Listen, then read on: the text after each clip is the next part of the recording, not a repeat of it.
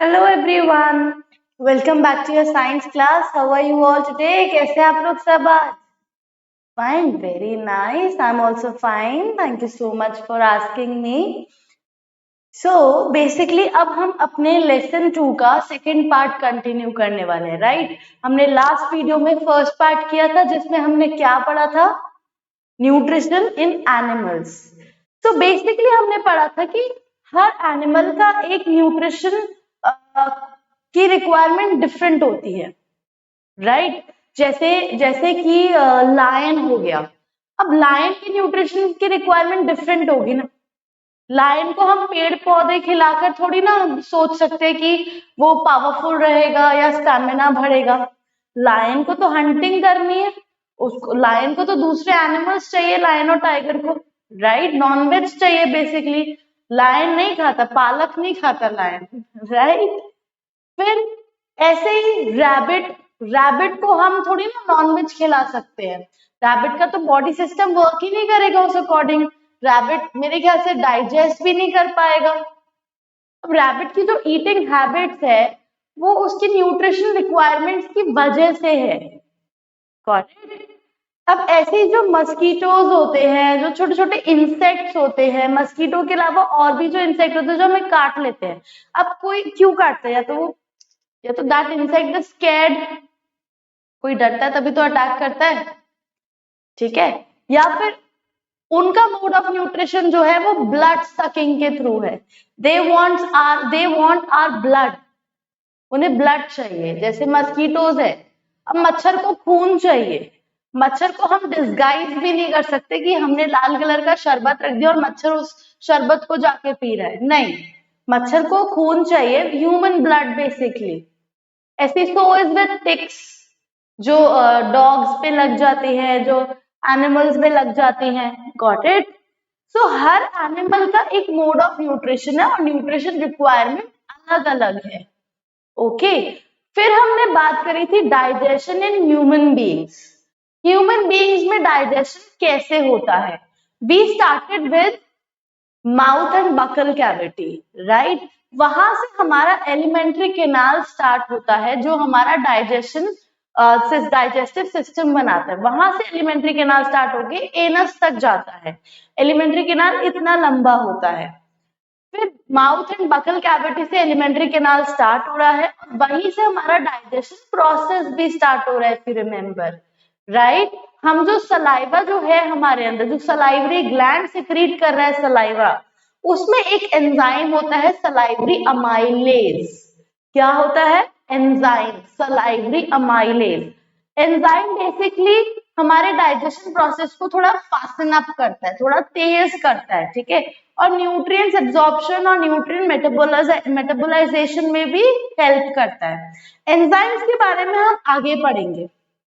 Okay, so basically जो saliva secrete होता है हमारे माउथ में, वो इसलिए होता है ताकि हम जो भी खाना खाए, हम कुछ भी हार्ड चीज ले रहे हैं, वो सॉफ्ट बोलस, एक बॉल लाइक स्ट्रक्चर में कन्वर्ट हो जाए, ताकि फूड पाइप में जाने में उसको दिक्कत ना हो, स्वॉलो करने में दिक्कत ना हो।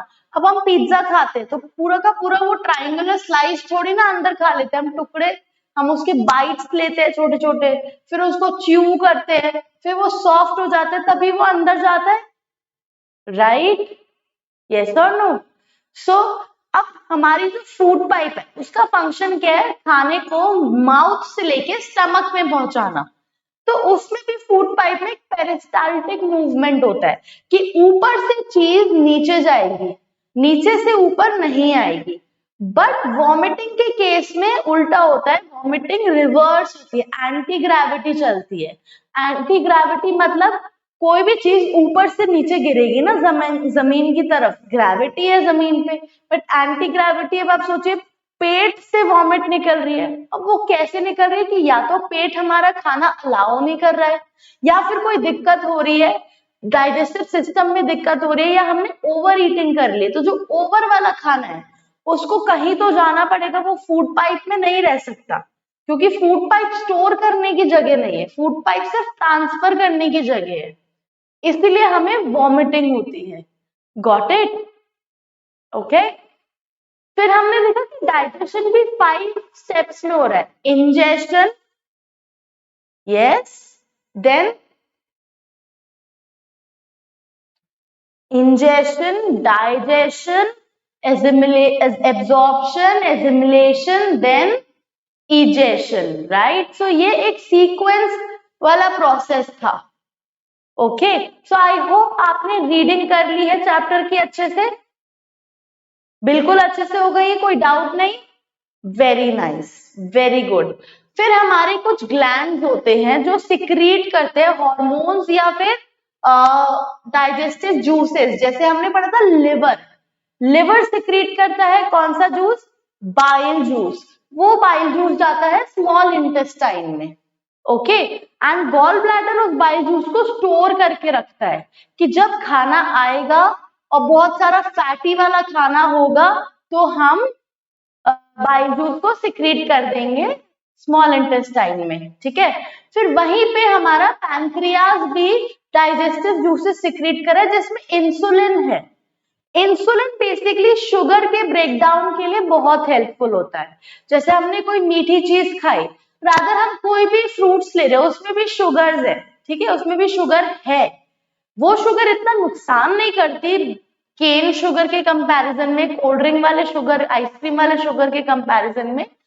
ठीक है, तो शुगर भी दो टाइप की होती है, glucose, fructose. Fructose is basically जो हमें फ्रूट्स से मिल रहा है, and glucose is the sugar that we have from this sugar that we have from outside source. ठीक है, तो इसीलिए बोला जाता है कि अगर आप डायबिटिक हैं, कोई भी ह्यूमन बीइंग जिसको डायबिटीज है उसको शुगर मना कर दी जाती है क्योंकि बॉडी में इंसुलिन बन नहीं रहा है और जितना भी बन रहा है वो सफिशिएंट नहीं है शुगर को डाइजेस्ट करने में. तो शुगर फिर सबसे पहले जाएगी ब्लड में, और ब्लड में शुगर जाती गई बहुत सारी जाती गई तो फिर हमारे सर्कुलेटरी सिस्टम में प्रॉब्लम हो जाती है. इसलिए जो भी डायबिटिक होते हैं वो बहुत प्रोन होते हैं हार्ट अटैक के, क्योंकि ब्लड थिक होता जाएगा तो हार्ट में प्रेशर बनेगा. मैं ये नहीं कहती कि जरूरी है उन्हें हार्ट अटैक आता है, वो प्रोन होते हैं, मतलब रिस्क चांसेस बढ़ जाते हैं. Got it? And it's a myth कि आप अगर नॉर्मल हो, आपको कोई डायबिटीज नहीं है, बट आप मीठा खाओगे तो डायबिटीज हो जाएगी, ज्यादा मीठा खाने से डायबिटीज हो जाती है. इट्स अ मिथ, ये सच नहीं है. मीठा खाने से डायबिटीज नहीं होती, अपने पैंक्रियाज को हेल्दी ना रखने से डायबिटीज होती है. सो आपको अपने डाइजेस्टिव सिस्टम को हेल्दी रखना है ताकि पैंक्रियाज भी हेल्दी रहे और इंसुलिन प्रोडक्शन होता रहे. Got it? तो चलिए हम आगे चलते हैं. ये तो हमने पढ़ा ह्यूमन बींग्स. अब हम पढ़ेंगे digestive system in grass eating animals, जो हमारी तरह नॉनवेज नहीं खा रहे या मिक्स खाना नहीं खा रहे कि कभी नॉनवेज कभी वेज खा लिया. सिर्फ और सिर्फ ग्रास ईटिंग एनिमल्स जो बेसिकली काउ एंड बफलोस की हम बात करेंगे. अब आप देखिए इनका साइज बड़ा है तो ऑब्वियसली इनका डाइजेस्टिव सिस्टम भी बहुत बड़ा होगा. इतनी बड़ी बॉडी को सपोर्ट करने के लिए डाइजेस्टिव सिस्टम तो बड़ा चाहिए ही चाहिए. Got it? Have you seen a cow और buffalo chewing the grass or fodder given to them? These animals quickly swallow the fodder. Then they relax leisurely and chew what they have eaten. This act of chewing is called rumination. तो basically क्या होता है, जैसे हमने गाय को चारा दिया, ठीक है, हमने गाय को कुछ भी दिया खाने को, वो फटाफट से swallow कर लेती है. ऐसा नहीं कि उनको बहुत भूख लग रही है, नहीं, ये उनका एक तरीका है खाना खाने का. वो swallow कर लेती है उसको एज इट इज, थोड़ा सा च्यू करके. वही जैसे हम भी च्यू करते हैं swallow करने के लिए, ऐसे ही गाय और बफलो भी च्यू करती है swallow करने के लिए. बस जितना जरूरी है उतना ही च्यू करती है. ठीक है, उन्होंने swallow कर लिया, एक बॉडी के एक ऑर्गन में चला गया, डाइजेस्टिव सिस्टम के. करेक्ट? अब फिर वो आराम से बैठेंगे कहीं पर छाव में, जब उन्हें लगेगा कि अब मुझे रेस्ट की जरूरत है, बॉडी में एनर्जी भी नहीं है, तो वापस से वो सॉलिड फूड जो है वो वापस से उनके माउथ में आएगा. फिर वो उसको अच्छे से च्यू करेंगे, प्रॉपर तरीके से च्यू करेंगे. फिर वो जाएगा फर्दर डाइजेस्टिव सिस्टम में दोबारा से. तो इसको बोलते हैं र्यूमिनेशन, हिंदी में बोलते हैं जुगली, जैसे हम बोलते हैं ना कि गाय की तरह बस जुगली करता रहता है, मतलब मुंह चलाता रहता है, कुछ है नहीं अंदर मुंह में, बस मुंह चल रहा है। बट ऐसा नहीं होता, गाय भैंस के मुंह में होता है खाना, ठीक है। Rumination, and the food gets partially digested called cud. All the animals who chew cud are called ruminants. जो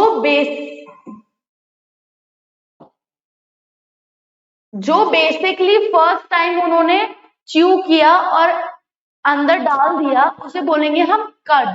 पार्शली डाइजेस्ट है, वो कंप्लीटली डाइजेस्ट नहीं है, ठीक है। पर हम तो ऐसा नहीं कर सकते कि हम फ्री बैठे चलो खाना वापस से निकाल के च्यू करें, नो, हम नहीं कर सकते, हम लोग नहीं बने वैसे। बट जो ग्रास ईटिंग एनिमल्स है वो बने हैं। और इसमें डिफरेंस क्या है बेटा, ग्रास ईटिंग एनिमल्स और नॉर्मल ह्यूमन बीइंग्स के डाइजेस्टिव सिस्टम में डिफरेंस क्या है? जबकि हम ह्यूमन बीइंग्स को भी एनिमल्स बोलते हैं, सोशल एनिमल्स बोलते हैं, बट ह्यूमन बीइंग्स भी एनिमल्स की कैटेगरी में ही काउंट होते हैं। ऐसे कोई अलग से किंगडम नहीं बना है ह्यूमन बीइंग्स का। आपको पता है ना, प्लांट किंगडम और एनिमल किंगडम, ये क्लासिफिकेशन पता है ना।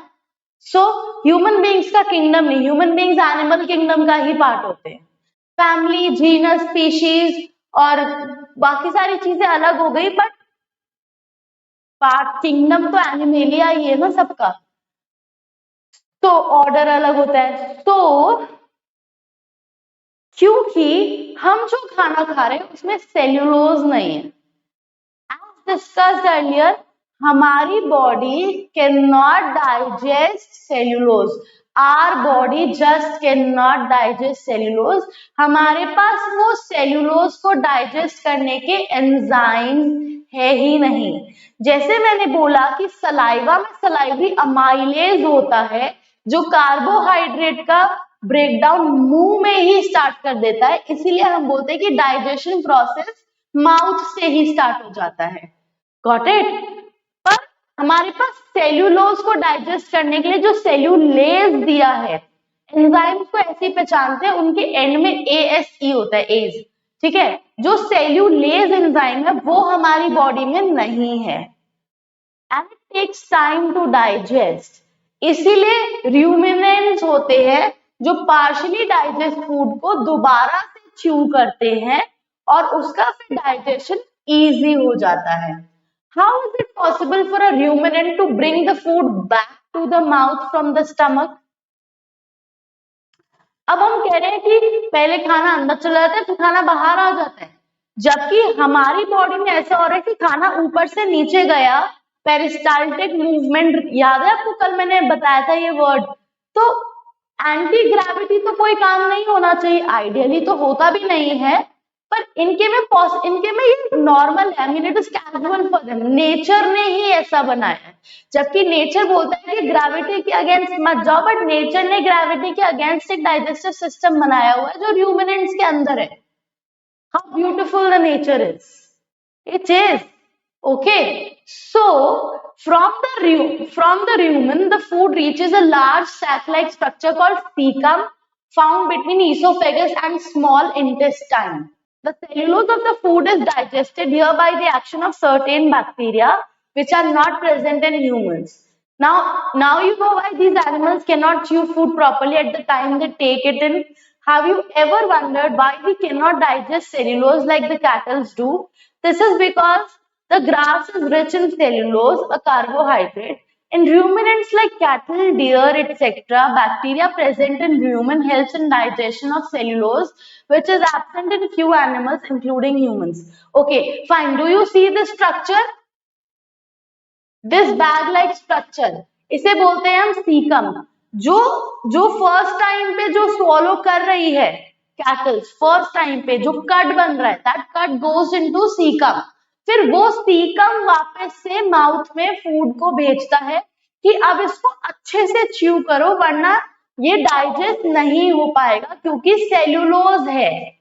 सेल्यूलोज एक ऐसा टाइप का कार्बोहाइड्रेट है जिसको डाइजेस्ट करने के लिए हमें एक एंजाइम चाहिए, सेल्यूलेज। करेक्ट? अब चाहे ये ग्रास ईटिंग एनिमल हो, चाहे ह्यूमन बीइंग्स हो, अगर हम खाना प्रॉपरली च्यू नहीं करेंगे तो हमारे डाइजेस्टिव सिस्टम में दिक्कत हो जाएगी। माइट भी उस खाने में से हम न्यूट्रिएंट्स एब्जॉर्ब ना कर पाए। Got it? ब्रेक डाउन होना बहुत जरूरी है। जो फूड हम खा रहे हैं उसका ब्रेक डाउन, उसके छोटे छोटे टुकड़े और छोटे सॉफ्ट टुकड़े, ताकि हमारे एंजाइम्स और जूसेस उसमें वर्क कर पाए, ये बहुत जरूरी है। Okay, fine. So basically this is what happens in the grass eating animals. उनके पास सेल्यूलेज है जो ह्यूमन बॉडी में प्रेजेंट नहीं है, एंड वो भी टाइम लेता है, इसीलिए उनको च्यू करना पड़ता है प्रॉपरली। बैठे बैठे वो बहुत देर तक च्यू करते हैं, फिर बहुत ही ज्यादा देर तक, हमसे भी ज्यादा देर तक। Got it?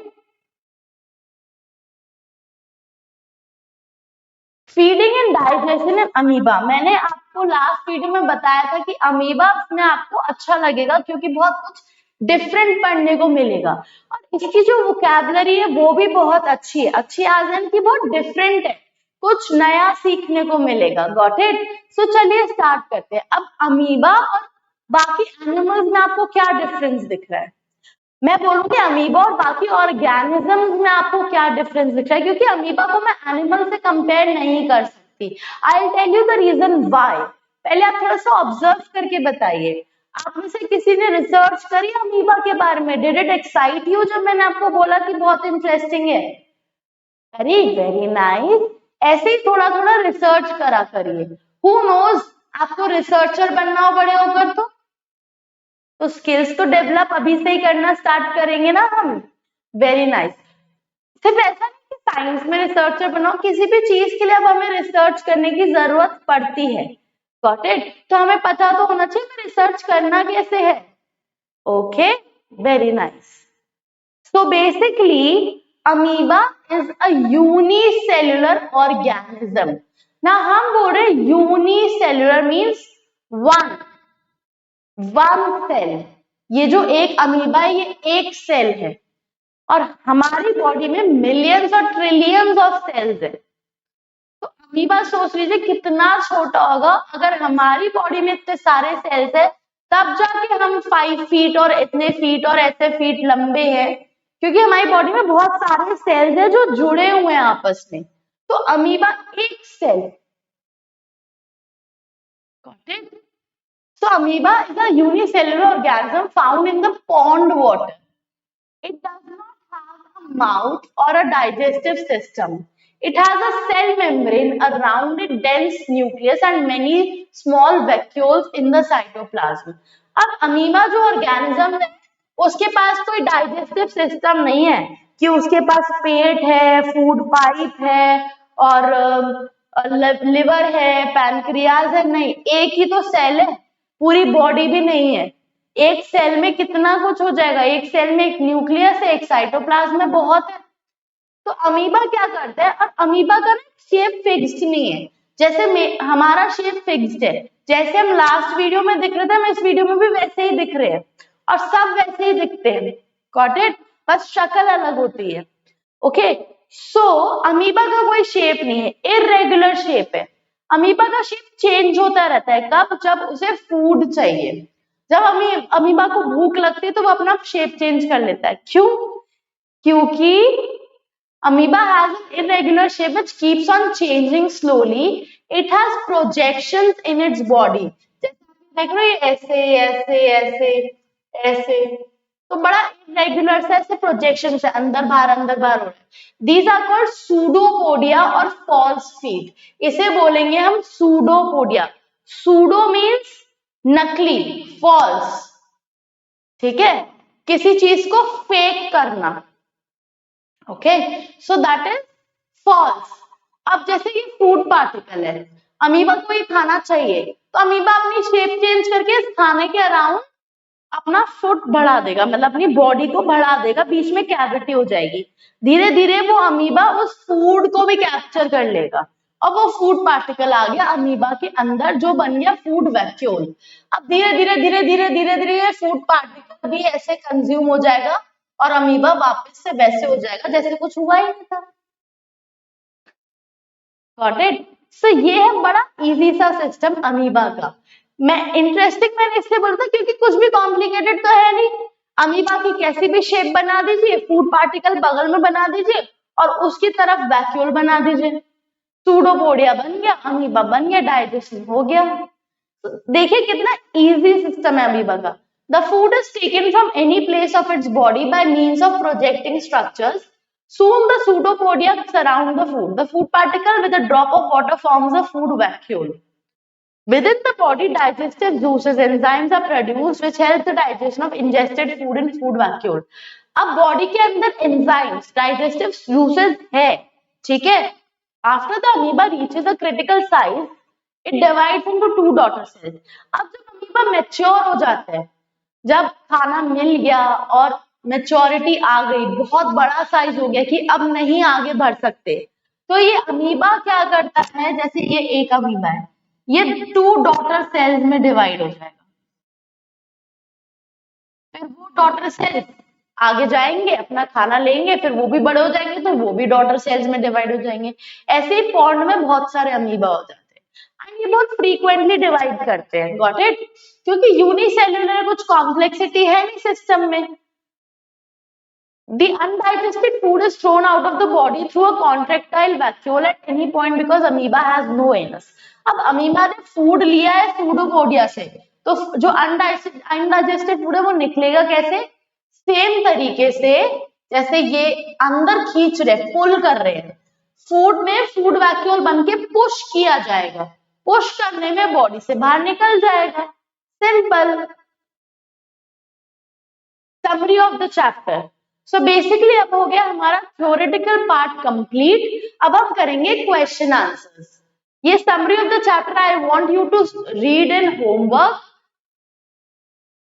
In animals nutrition involves various steps. तो ये सारे स्टेप्स आप एक बार रिवाइज करेंगे ताकि हम कभी भी ना भूलें। ये है हमारे वोकैबुलरी वर्ड्स जिनके आपको with meaning, words with meaning learn होने चाहिए because that would be good for you in future. Okay, हम बढ़ेंगे आगे अपने एनसीईआरटी टेक्स्ट बुक क्वेश्चंस की तरफ। Fill in the blanks. The main steps of nutrition in humans are, जो 5 steps थे डाइजेशन के, ingestion, digestion, absorption, assimilation, egestion, इसको आप अच्छे से लिख लेंगे with spelling, correct spelling, very nice. The largest gland in human body, ये मैंने आपको लास्ट वीडियो में बताया था कि सबसे बड़ा ग्लैंड ह्यूमन बॉडी का कौन सा है जो लीफ लाइक स्ट्रक्चर भी है, पैनक्रियाज, वेरी नाइस।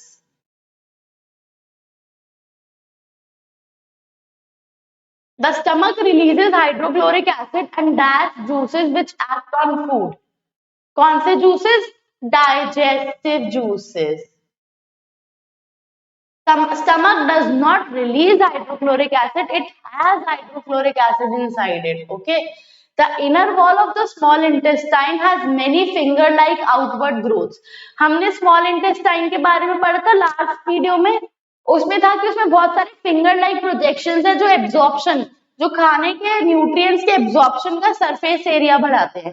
अगर सीधे पाइप हो तो सारा न्यूट्रिएंट तो फ्लश आउट हो जाएगा, बट अगर मैं कुछ ऐसे, एक पाइप अगर सीधा हो तो न्यूट्रिएंट्स तो फ्लश आउट हो गए, बट एक पाइप हो, इंटेस्टाइन तो पाइप है, उसके अंदर ऐसे प्रोजेक्शंस हो, ठीक है, ऐसे ऐसे ऐसे ऐसे कुछ कुछ रास्ता बहुत डिफिकल्ट हो जाए तो न्यूट्रिएंट्स नीचे एब्जॉर्ब होते जाएंगे और वाटर वाटर वाला पार्ट जो है वो निकलता जाएगा।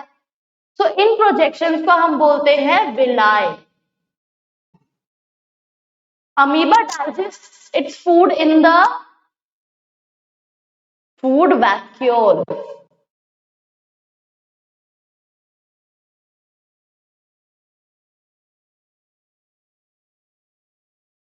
Mark P if the statement is true and F if it is false. Digestion of starch starts in the stomach. मैंने आपको बताया था सलाइवरी अमाइलेज वर्क करना स्टार्ट कर देता है कार्बोहाइड्रेट्स में, तो कार्बोहाइड्रेट्स, स्टार्च तो कार्बोहाइड्रेट्स ही हुआ, तो स्टमक में स्टार्ट हो रहा है, ये तो माउथ से ही स्टार्ट हो जा रहा है। The tongue helps in mixing the food with saliva, true. The gall bladder temporarily stores bile, true. आपको पता है कि गॉल ब्लैडर स्टोर करता है, बट कुछ कुछ लोगों में गॉल ब्लैडर रिमूव हो जाता है जब गॉल ब्लैडर में स्टोन्स हो जाते हैं। यही बाइल बहुत टाइम बाद स्टोन्स में कन्वर्ट हो जाते हैं, मतलब सॉलिडिफाई हो जाते हैं, तो गॉल ब्लैडर रिमूव करना पड़ता है। अब आप मुझे सोच के बताएंगे नेक्स्ट वीडियो में कि गॉल ब्लैडर रिमूव कर देंगे तो बाइल का क्या होगा। Got it? ये बहुत अच्छा टॉपिक है एंड आजकल बहुत कॉमन है कि लोगों का गॉल ब्लैडर रिमूव हो रहा है, स्टोन्स हो रहे हैं। The ruminants bring back swallowed grass into their mouth and chew it for some time. True. Take mark the correct answer in each of the following. Fat is completely digested in the stomach, small intestine, mouth or large intestine. Completely digested. Fat is completely digested in the mouth तो नहीं होगा, mouth में तो digestion start हो रहा है, stomach तो middle part हो गया, तो वहां डाइजेशन किसी चीज का कंप्लीट होके कैसे हो सकता है। लार्ज इंटेस्टाइन तो डाइजेशन में प्रोसेस में कुछ ऐसा रोल ही नहीं है, हमने पढ़ा था, वो तो बस फूड को बाहर निकालने के लिए, एनस तक पहुंचाने के लिए, राइट। तो मतलब फैट डाइजेस्ट हो रहा है स्मॉल इंटेस्टाइन में। Water from the undigested food is absorbed mainly in the large intestine. हमने वीडियो में पढ़ा था, very nice. Match the items of column 1 with those given in column 2. Column 1 में है food components, carbohydrates, proteins and fats. Column 2 में है products of digestion, fatty acids, glycerol, sugar and amino acids. Food components. देखते हैं, carbohydrate को है हमारा sugar, proteins है amino acids, fats fatty acids and glycerol.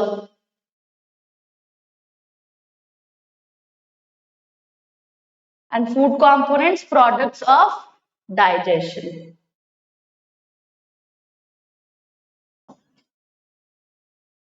What are villi? What is their location and function? अभी हमने पढ़ा कि स्मॉल इंटेस्टाइन में फिंगर लाइक प्रोजेक्शंस होते हैं, जो बेसिकली उनका फंक्शन क्या है, सरफेस एरिया बढ़ाना, न्यूट्रिएंट एब्जॉर्प्शन के लिए सरफेस एरिया बढ़ाना। क्योंकि अगर हॉलो पाइप होगी, हॉलो इंटेस्टाइन होगी, तो सारा का सारा खाना लार्ज इंटेस्टाइन में एज इट इज चला जाएगा। पर क्योंकि स्मॉल इंटेस्टाइन में एब्जॉर्प्शन और एसिमिलेशन होना है, तो सरफेस एरिया बढ़ाना पड़ेगा, क्योंकि major digestion process small intestine में होता है। Got it? Where is bile produced? Which component of the food does it help to digest? Bile is produced in the liver and component of the food is fatty acid. Okay. Wo fats, sorry. Component of the food is fat. Name the type of carbohydrate that can be digested by ruminants but not by humans. Give the reason also. Name the type of carbohydrate that can be digested by ruminants but not by humans. Ruminants जो grass eating animals है, जो खाना वापस से chew कर रहे हैं, तो उनमें ऐसा कौन सा कार्बोहाइड्रेट है जो डाइजेस्ट हो सकता है बट हमें नहीं? तो डिस्कशन ही उस बारे में, सेल्यूलोज। सेल्यूलोज है जो रूमिनेंट्स डाइजेस्ट कर लेते हैं बट हम नहीं कर पाते। Why do we get instant energy from glucose? Why? हमने लास्ट वीडियो में डिस्कस किया था कि ग्लूकोज बेसिकली शुगर है, it is a form of sugar जो हमारी बॉडी में जाके इंस्टेंटली ब्लड में मिक्स हो रहा है, और ब्लड में मिक्स होने के बाद वो पूरी बॉडी में फ्लो हो रहा है, तो पूरी बॉडी को एनर्जी मिल रही है। Got it? Then which part of the digestive canal is involve in, ये आप करेंगे होमवर्क में, क्योंकि आपने सारे प्रोसेसेस को लर्न करना है अच्छे से बिल्कुल, तो आपको ये सब कुछ लर्न होना चाहिए कि एब्जॉर्प्शन कहाँ हो रहा है, च्यूइंग कहाँ हो रही है, जैसे माउथ, किलिंग ऑफ बैक्टीरिया आपको याद है, बैक्टीरिया कौन किल कर रहा है, HCl इन स्टमक। सो ऐसे पूरा कॉन्सेप्ट हमें लर्न होना चाहिए। हम डिस्कस करेंगे इस चीज को नेक्स्ट वीडियो में, तब आप करके आइए, होमवर्क करिए, रीड करिए, क्वेश्चंस को एक बार अपने तरीके से सॉल्व करने की कोशिश करिए ताकि आपको दिक्कत ना हो, और जब आप खुद से आंसर करेंगे क्वेश्चंस को तो आपको देन एंड देयर वो उधर ही लर्न हो जाएगी। एग्जाम टाइम में ये नहीं होगा रश कि अरे मैं तो बुक की लैंग्वेज लर्न करके नहीं आया, बट अगर आपको कॉन्सेप्ट क्लियर है तो आपको बुक की लैंग्वेज लर्न करने की जरूरत भी नहीं है. Got it? I hope you like this video. Thank you so much. Have a nice day.